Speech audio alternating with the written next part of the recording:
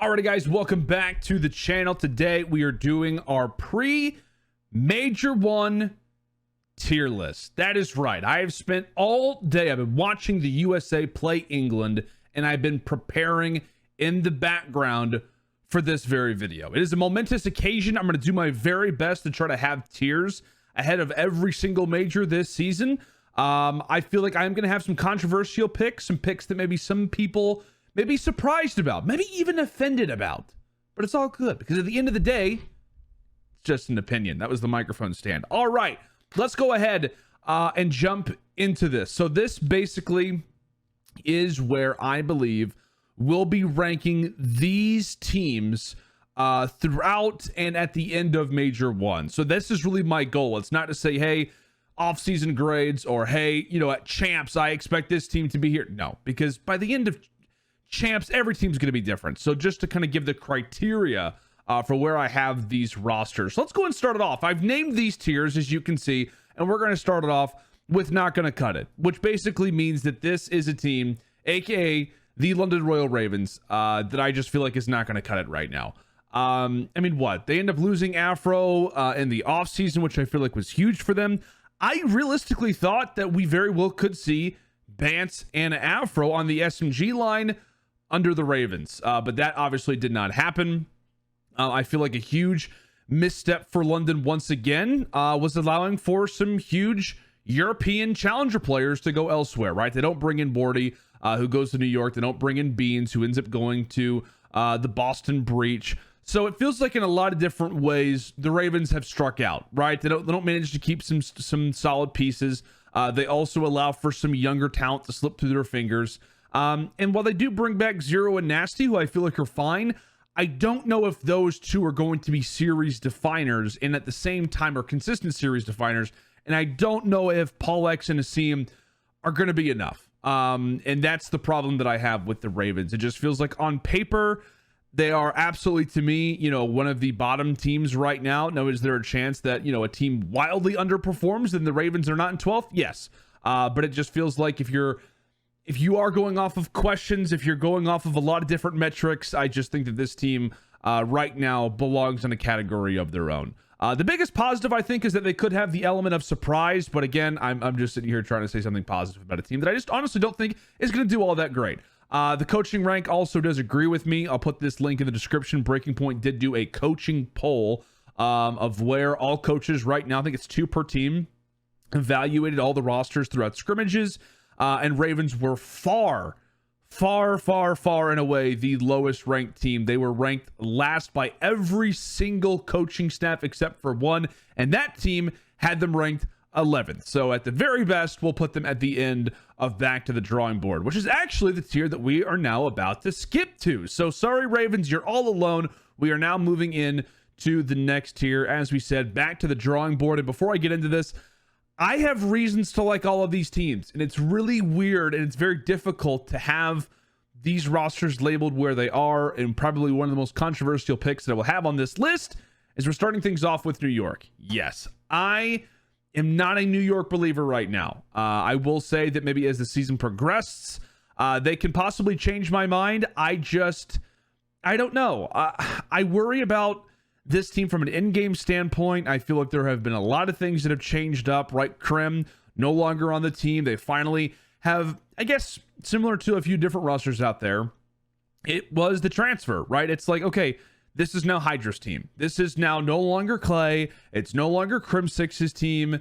This is Hydra's team now. And so while I do feel like it was a big deal for the Subliners to bring Hydra back during the offseason, well, I did feel like bringing Kismet back was the right decision for them. I don't know. I just feel like when you look at all 4 of these guys, obviously alongside of those 2, we'll have Skies and Priesta. It's like I can definitely see where there's potential for them to take over maps. I see the potential when we talk about a slang perspective.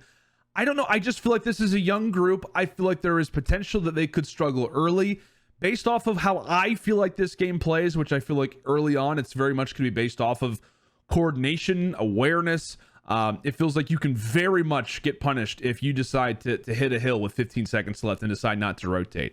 And so that's really the issue that I have with New York. I think, again, a lot of this is going to rely on Priesta. I feel like he is a piece that could really elevate this team. And if I'm totally honest with you, this is probably the most worried of a team that I am, who I have low, who I think actually could be high. I think it's just, I'm betting on the negatives in a lot of situations where it's really a coin flip. And depending on how that coin does go, they could rise up to, a tier above, maybe even 2 tiers above. I think that would be stepping in a little too far, but hey, again, I have them listed as one of the last teams right now. So there is that. We'll move on now to our next roster, which is going to be the Guerrillas. Make sure we get this in the proper order. I was told that, by the way, that tiers, you have to put them left to right, not right to left, or it looks totally different. So hey, we are improving. I'm a believer in the Guerrillas' long-term plans, right? They bring in Aristides, right call. Signing Spar to a 3-year deal, I don't know. Maybe not the decision that I would have personally made. By the way, rocking LAG, thank you guys very much for the merch, and I definitely respect all of your roster changes. No, I don't know. It's definitely an odd call that they made during this offseason, right? Keeping the other 3 players.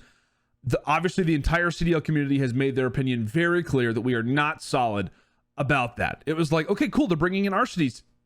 That's it?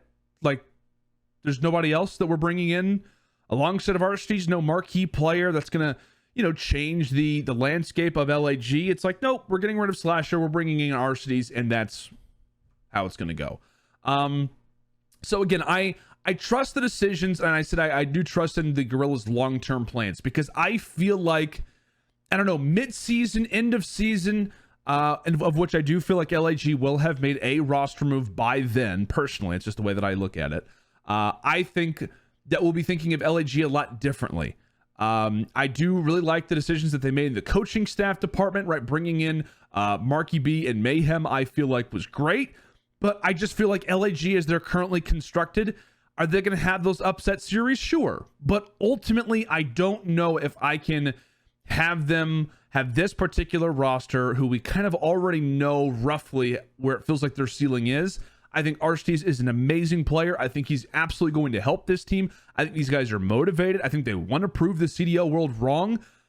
I don't know. It just feels like this game may not fit them perfectly. And so with all of those things, I say back to the drawing board, because I do feel like both of these teams, NYSL and LAG, could be rosters that make early moves, including the Ravens, which again, I don't know if the Ravens will make a move, but I feel like this, you get the labels. So let's go and move on. Speaking of labels, we'll jump into a positive one, upset potential, which again, is very difficult to rank CDL teams right now based off of just, I don't know, hearsay, where I expect rosters to be, where I think that they'll be toward the end of Major 1, et cetera, et cetera. And we will jump into this team, who has definitely been the talk of the town lately, and they absolutely were in that coaching poll, and that is the Las Vegas Legion. How about it, right? Not seeing this logo in the bottom 2 makes me especially very, very happy. There's been a lot of praise, like I said, around this team. They bring in Clayster, they bring in Prolute and TJ Halley alongside of Temp, who will be sporting the Legion for his 3rd season. Didn't start off on this team in Cold War, but has been with them for that long. So interesting, that has been a relationship that's lasted as long as it has. But the biggest thing in that coaching poll article that I talked about earlier, Las Vegas Legion ranked all the way at number 5, which I personally don't have them listed as 5, and the reason for that, so I'm giving them props, right, because I do have them as an upset potential listed roster. I don't have them as high as 5, however, because I do worry long-term about specifically one department, and that's really the SMG line. I do. I think come match time, I think that those 2 players could definitely start to struggle when we talk about the rest. I also feel like there is a little bit of hype. I think there's a lot of people who really want to see Legion do well. It's like, Clayster's on this team, and Temp has help, and, we've got these, talented players now on this team. Is there, it feels like we're all wanting to push the Legion ahead as far as we possibly can. And I feel like we're kind of pushing them a little farther than they probably should be. So I'm trying to wheel it back a little bit and say that, do I think that Las Vegas are better than they have been? Absolutely. But I don't know if I can push them as far ahead as 5. And so kind of having them technically in the bottom 4 may not be listed as an improvement. I think there's definitely a chance that this team could start to move upward a little bit. But I do think at this moment, there's a lot of people who are watching their scrims. They were the longest team to scrim, so I think there's an element of like hype around the Legion that they were playing longer. Again, it's the Legion, so it's a team that's usually in the bottom two. Overall, there's a lot of people who are really hoping that this team can see success, including myself. I just feel like right now I'm trying to bring us back to a little bit of a normal sense. But as I said, I think in terms of game modes, there's been a lot of people talking about how they could be a great hardpoint team, maybe struggling in search and destroy and or control. And that's something that they're definitely going to have to work on ahead of their matches in Major 1. Let's move on to one of my sleeper picks. Like I said, gotta make sure we get this right. Florida Mutineers. Yes, the Florida Mutineers right now are my upset team. And this organization did make a lot of moves during this offseason. They only keep Major Maniac, but they bring in Vehicle from Challengers. They bring in Brack from Challengers. They add in Havoc, who's been on the Florida Mutineers like 4 times already. So there's definitely an element of a homecoming, I guess, to this. Now, I'll be honest, like I don't see the Florida Mutineers as a team that's going to win a major, right? But there are a lot of things that I feel like people are going to sleep on when it comes down to this Mutineers team. I think this is also a roster that is instantly listed by many as bottom 2. It's like, you know what? Look at the players. I don't see a whole lot there. Like we've seen Brack before. Who's Vehicle? Havoc. Okay, Havoc. And then Major Maniac. Major Maniac. That's the way that I feel like a lot of people are evaluating this team. But I am betting on a lot of things here with Florida. I do feel like Brack has the potential to surprise a lot of players. Again, he was excellent in Challengers last season. Very talented flex player when it comes down to rocking both weapons. The majority of the time he's going to have the AR. However, I think that Major Maniac can be stable in this game. I think that this roster has a lot of potential to be very, very good in Search and Destroy. There are a lot of statistics that I'm sure are going to be brought up during this season about how Major Maniac's impact comes to different teams in Search and Destroy specifically. So I feel like they're already going to be good there. I also feel like when you talk about this grouping of players in the same lineup, you have a lot of players who are willing to be unselfish, a lot of guys who are willing to hit routes. So I don't know. I just feel like tactically this team is going to have a lot of positives about them. Again, I don't see them necessarily winning majors by any means, but I do feel like they are going to be at least 1, if not 2 tiers better than a lot of people expect. Again, a lot of people think the Florida's probably not going to cut it, depending on where you might have them. I don't know, maybe you have them here, but this is just me emphasizing the fact that I actually really do feel like there is a lot to like about Florida. And I'm really excited to see Vehicle and Havoc together. I think that is a very, very interesting SMG line. I think coming into this season, one of my most anticipated groupings of players to see alongside of each other on the map. We'll go and move on to our next team, and we're talking about the Minnesota ROKKR. So, I don't know, right? Minnesota ROKKR is, to me, a team that I also feel like is pretty controversial where I have them. In the coaching poll, they were tied with Toronto Ultra for 3rd. So again, I'm kind of going against the grain a little bit. I feel like I did talk pretty highly about what this team did in the offseason. And while I still do feel that way, a lot of my reasoning for having them where I do is honestly kind of based off of like the timing and the start of the game. I don't know. I just feel like you got a lot of new faces together. I know we're talking about how, oh yeah, it's 3 European players and attached. There's no way this doesn't work. Like we have Bance and Cammy together. I think I've even talked about it a few times. But like actually thinking about it more, well, I do feel like chemistry, I feel like vibes of this team is going to be great. They're going to be just a really fun team to root for. I just feel like off the start of the game, you could run into a few of those problems. And there are going to be a lot of teams ahead of Minnesota who have kept their same roster or are roughly the same. This is a totally different blueprint. The one thing for ROKKR is I'm also still on the fence because I feel like ROKKR has some really big questions. Like they have a very high ceiling and they also kind of have this plateau where it's like, yeah, if that doesn't pan out, well, where does that put them? And if that doesn't pan out, well, where does it put them? Like if we're talking about, the SMGs, like are Bance and Afro going to be enough? Is Cammy going to be able to return to a top AR player? Because if he does, what does that do for Minnesota? It just rises them up the ranks. Attach, you know what? He played flex last year in Vanguard as an AR, looks solid. Can he be a main AR? Can he be a top of the line main AR? Also, when we talk about Minnesota, when you look at this team on paper, what are they good at? Like, are they going to be good at S&D? Probably. Are they going to be a top of the line respawn team? And so that really is, to me, why I didn't put them in on the edge, or why I didn't kind of maybe rise them a few ticks above, is really just for that reason. It is a very, very hard list to crack when we talk about these top 2 layers. And I just feel like right now, I don't know. I'm just a little on the fence still. Like, if I had stock in Minnesota, I really wouldn't know what to do with it. It's like, I don't know if I would invest more. I don't know if I would kind of tailor back a little bit. I think I'm probably doing that more than investing in them right now. But I think the biggest thing for ROKKR is really just the potential that this roster has is absolutely up there. And that is what this tier is labeled, my friends, upset potential. But the one biggest thing for ROKKR as well is that they do have a very tough schedule. In Major 1. They have got OpTic, then they've got Toronto, a Florida team who I think actually could be very, very difficult. And if, the coaching poll is incredibly accurate, well, then you're also thinking about Las Vegas Legion. If that is a top 5 team in the game, that also could be a very difficult matchup for Minnesota stylistically. So, again, a lot of things to look out for ROKKR, and we need to move forward now to the Boston Breach. The Boston Breach, to me, will complete this tier. I don't know. I feel like I have Minnesota and Boston basically in the same position right now. If I had the ability to, kind of even make more tiers, it would probably be Boston and Minnesota, like literally smacked on top of each other, because I just don't know who I feel like is better. I feel like this would be like a game 5, round 10, round 11 if they were to play off against each other right now. The Boston Breach, right? This was a team actually that surprised me in the coaching poll, ranked number 9 overall. Again, you have a lot of teams who are within just a few points, but still, to be ranked number 9, I thought was pretty surprising.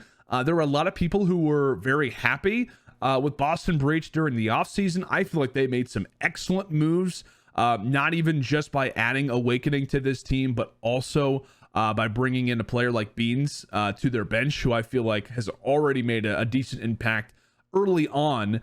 And some of the, I think it was a Breaking Point tournament that he had just some unbelievable plays on. You can see the talent is there, et cetera, et cetera. It just feels like this Boston 5 is a really good unit right now. And like I said, during the offseason, I feel like bringing in Awakening was exactly what this team needed. I feel like somebody who really is going to mix pretty well. I've watched a few of his streams. It feels like he and Nero are really getting along with each other. I feel like, when we talk about Big Wake, Boston really last year lacked slang. That's exactly what he was doing pretty often for the Florida Mutineers. And so this Boston team just beefed up when we talk about slang. And so, I don't know. I just really like the decisions that the Breach are doing right now. Is that going to be enough? I still do have my questions. That seems to be the word of the video. When we talk about the Boston Breach, a lot of people are very high on their SMG line. Nero has looked amazing during this kind of preseason, if you will. Throughout a lot of these tournaments, it feels like there's a big spotlight on him to really have a breakout year. If he does that, that only elevates Boston. And so if they can have 2 high-level Slayers and him in Big Wake, you got a really good recipe for success. I really like the coaching staff over at Boston. I feel like they're making a lot of great moves. And with that will complete a very, very difficult tier. So we move on from upset potential to now on the edge. And I feel like, unlike in a prior tier, there are a lot of things that I am worried about with all 3 of these teams that I'm about to list off. So on the edge doesn't to me just mean, hey, they're hovering around the top 2. It also means that I feel like they are on the verge of all of them potentially dropping a tier below where they sit right now. That is really just how tight-knit it feels like these 2 tiers are. Maybe even a mix of the third one. When we talk about, where all these teams are at for this moment.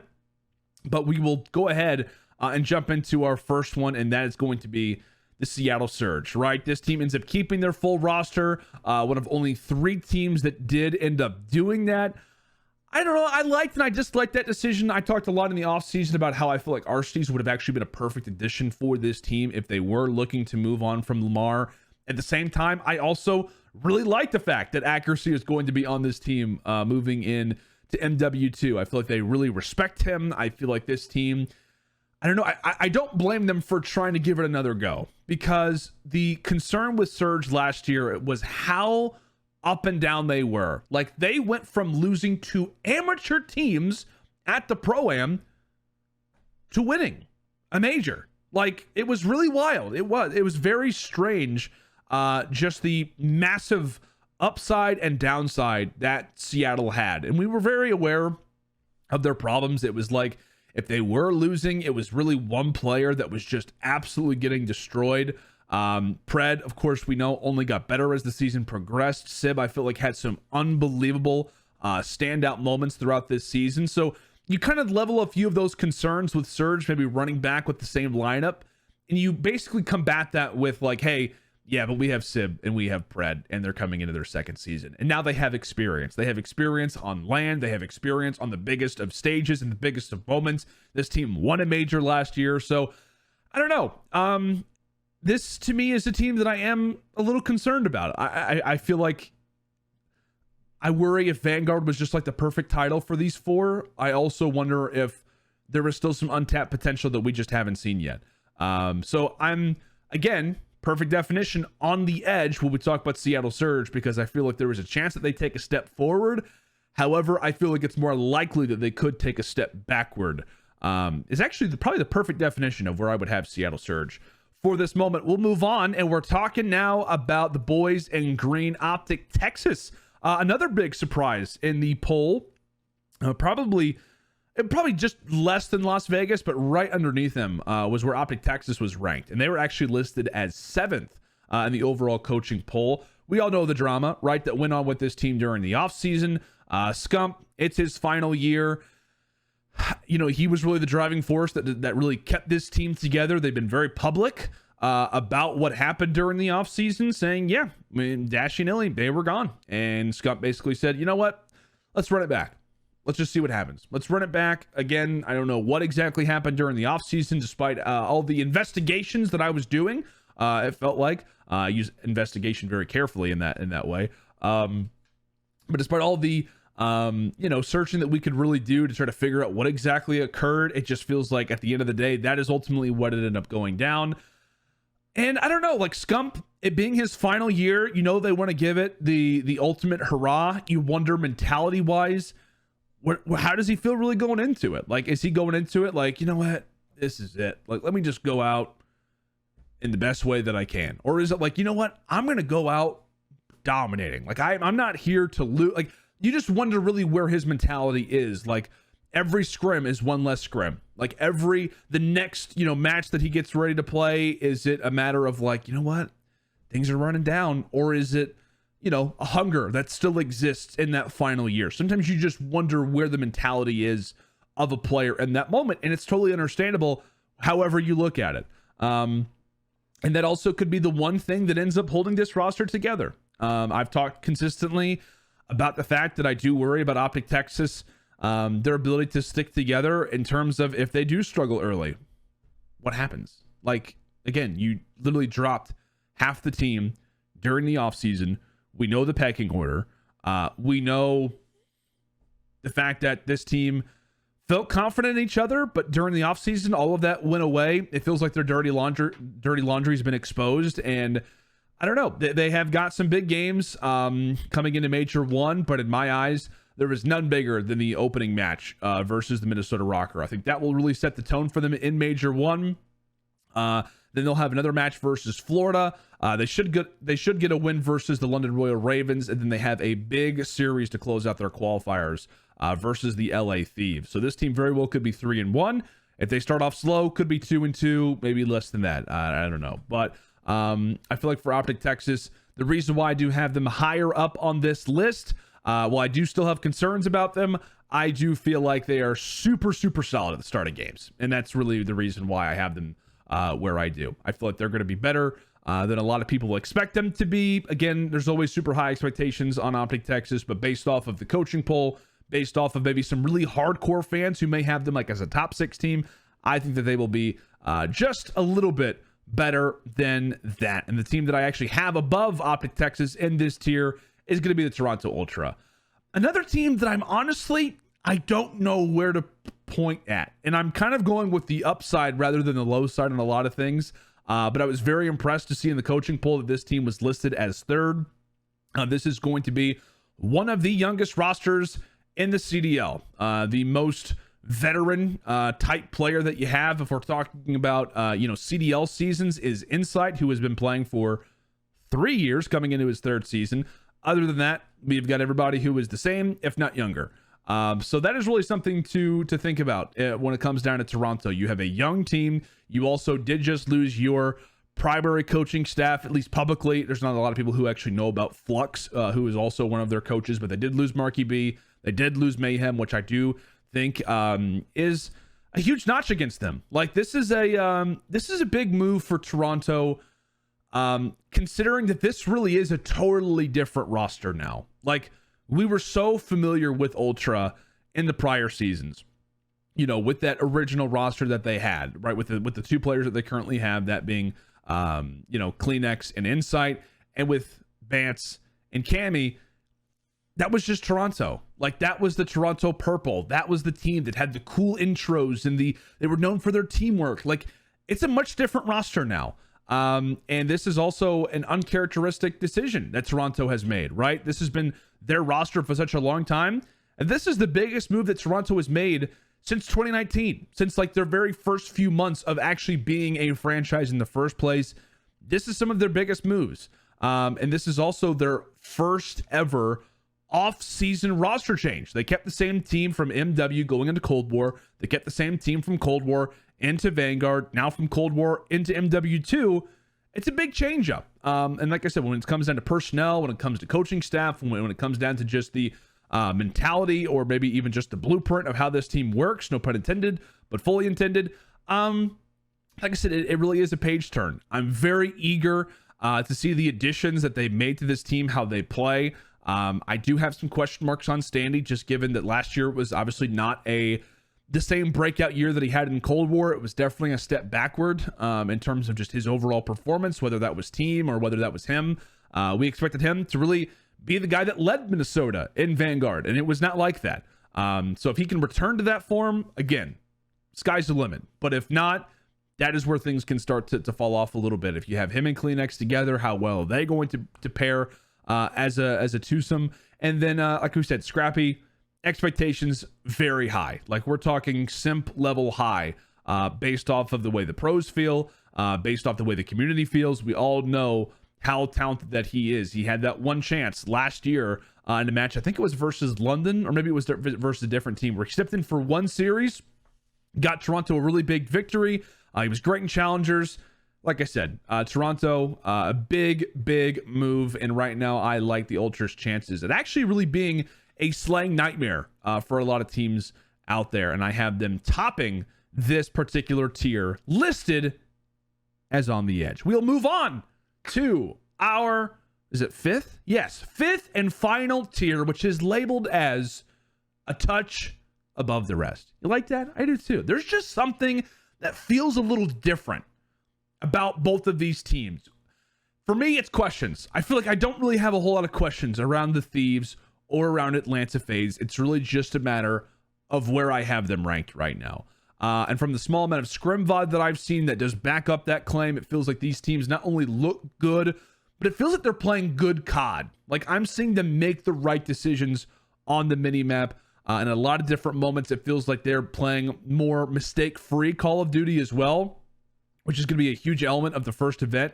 And I'm going to start things off with Atlanta FaZe. I haven't been shy about this team during the offseason. I really like the addition that they made of bringing in Slasher. Long term, who knows what happens with Atlanta FaZe, but I think for right now, it really is going to be more of a plug and play. I feel like he is going to quickly identify the small problems that this team has in those crucial moments. And I mean, that's what the documentaries talked about for the Atlanta FaZe. The problems that they had were that whenever they were making mistakes, they couldn't identify them in the game specifically. Arcee's talked about that at length. And I feel like Slasher, is a guy that will be happy to provide you with all the mistakes that we're making in game all the time. You have Selim, who's coming off of an MVP year. I feel like Simp and Abizi especially, just didn't have the season that we expected them to have in Vanguard. And so I feel like in MW2, it feels like the perfect moment where those two could really start to come out and, I mean, play at the level that we expect. Like it's the greatest SMG duo of all time. And there's no debating that. There's no question for me when we talk about that. And so I expect for that team, for those two on this team to play at that level. So I don't know. I feel like for Atlanta FaZe, could there be a few growing pains off the rip? Maybe, but it just feels like, in content, when we talk about scrimmages, things of that nature, I think this team's hungry. This is a grinder, start of the season type of team. I know they weren't big fans of Vanguard. I feel like they've learned a lot from their prior season. Those constant second place finishes, I feel like really motivates this team. And that is a scary sight for everybody in the CDL. But there is one team that stands above them, and that is your defending world champions, the LA Thieves, ladies and gentlemen. It feels like this game could fit them better than Vanguard, honestly. Like, I personally feel that it's more of an AR's game to start off the year. And we know that is exactly what the LA Thieves want. Like, the more ARs, the better. If we could just remove SMGs from the game, or maybe not, let's just give Envoy one. But if we can remove all but one SMG from the game, LA Thieves would be delighted. They would just be over the moon happy about all the selection of assault rifles that could be in the game of MW2. In all seriousness, they were ranked number 1 in the coaching pool by a decent margin, definitely a few points above the Atlanta FaZe. From what I have seen, which is not a ton of VOD from the LA Thieves, a few small decisions that I feel like they're not making, or rather a few mistakes that they're making, but ultimately it's really not causing them losses. I feel like it's kind of minor things like not holding a spawn correctly, or and this is only hardpoint and control that I have been watching so far, but I don't know, it just feels like minor things. And I feel like with the amount of confidence and honestly the weight that is now off of both Kenny and Octane to say that they are now world champions, you do wonder, like, mentality wise, how does a team fit? Like, are they going to be fat and happy, or are they still going to be motivated, hungry to want to try and succeed? And I honestly feel like LA Thieves are just going to be a roster that to start off the year are going to kind of feel free, but they're going to feel very, very good about themselves, especially if they start off the year well. I feel like that's going to build their confidence, maybe to a fault at a certain point. But one thing that I really liked, obviously, was the transition of what we saw Kenny go through, how great that he looked toward the end of the season. The just in general, like it was a wild story. We were calling for every single player on the LA Thieves to be dropped last year. They all have their moments to end out the year. They go back to back and they play some of the cleanest COD that we've seen in a long time in one of the messiest games that we've ever had. So major props to the LA Thieves. Very well could be a Vanguard 2.0 to start off this year, or a part 2 rather, when we talk about MW2. And I feel like for the Thieves, just to talk about them just a little bit more before we close out this video, because they are the number 1 ranked team on my official Major 1 pre-tier list. There's a lot of words there. It feels like from the maps that I've seen, there's a lot of open space. And the reason why I say that is because I feel like that's going to work to this team's advantage. Having Octane located on certain portions of the maps that we've seen. Same thing with Kenny. Same thing with Draza.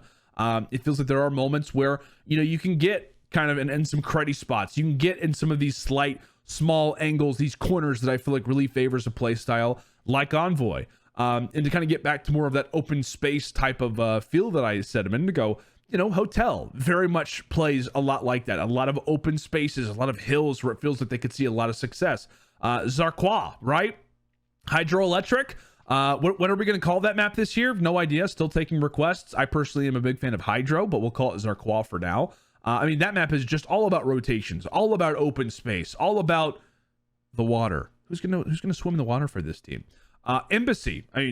Goodness sake, we've got some big buildings, but if you're on the tennis court, if you're making a route through the parking lot area, through the middle side of the map, there are just some very wide open lanes. The same thing goes for a CeeLo if we're playing control. My goodness, like I said, it just feels like this could be their playground in a lot of different ways. And so I was a little worried about the Thieves coming into this year. You just wonder about how the world champions are going to play. But for them to be listed as number one in the coaching poll, for them to have looked as good as they have, it feels like from my watch time that I've been able to spectate them. And at the same time, the way that I feel like this game plays really does favor the LA Thieves. So I don't know. I just feel like for the Thieves, all those things, the question marks, all of that, it's the lowest when it comes down to this roster. I also feel like one big key for this team is going to be Envoy. I think that he, at the end of the year, started to run at teams. It wasn't a matter of like, hey, let's hit a flank. Hey, let's hit a route. Hey, let's do this. Hey, let's do that. It was like, no, I'm just going to run at them. And saw some incredible success. I feel like definitely probably the most slept on player for the LA Thieves last season, because we all know the come up that Kenny had, the fact that he and Octane won world championships finally. Draws is hilarious. He's great, wonderful in those interviews. Envoy a little bit, softer spoken. I feel like his confidence is at an all-time high, especially after the OpTic TX transfer. Big moment in his career, and now he's got a ring, just one season later. So that's the way that I've got my tiers. I've got LA Thieves and Atlanta FaZe a touch above the rest. On the edge, Toronto, OpTic Texas, and Seattle. Upset potential. Opportunity for these teams to move up, surprise a few of them, maybe even fall to a few of the rosters below. But that's Boston, Minnesota, Florida, and Las Vegas. Nearly said Paris. And then back to the drawing board, LAG, New York. Maybe some controversial picks. We'll see if they pay off. And then finally, not going to cut it. I'm sorry, London Royal Ravens. It's just not the case. Am I a little salty that maybe we went 0-0 with England earlier? Possibly. But that is going to be it for my tier list. Thank you guys so much for checking out this video. Major 1 starts. The qualifiers begin on December 2nd. Make sure to tune in. Lando's Lock-ins is coming at you. Podcasts are coming at you.